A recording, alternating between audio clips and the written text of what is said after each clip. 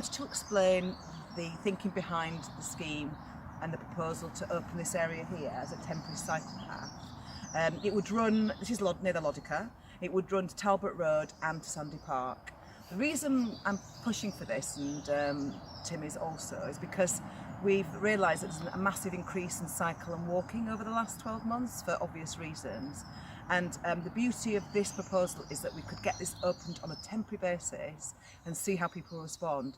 This doesn't take away from the other proposals for rapid transport that are happening at the same time. The proposed cycle path would bypass the Bath Road, which as you can see is really busy, not very pleasant for cyclists or walkers.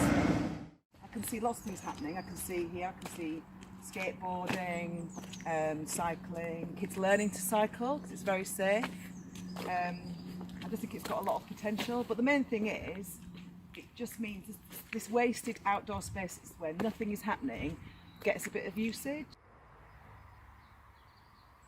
Whatever happens with this space long term, it has got loads of really nice trees, a lot of foliage and things like that. There's wildlife, birds. So I think it's a really good opportunity to just use the area, but rather than waiting 3 or 4 years for a decision to be made, we use it right now. You know, there's been quite a few campaigns to get this area opened as a cycle path, and we're not taking away from that. It's been great that dialogue's been going.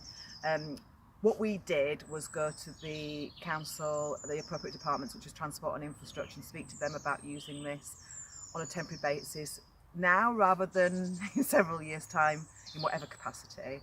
And ultimately, it will be the community that decides what happens with this long term. But for now, with all the other cycle routes being so busy, it makes perfect sense to us to get this open as soon as possible.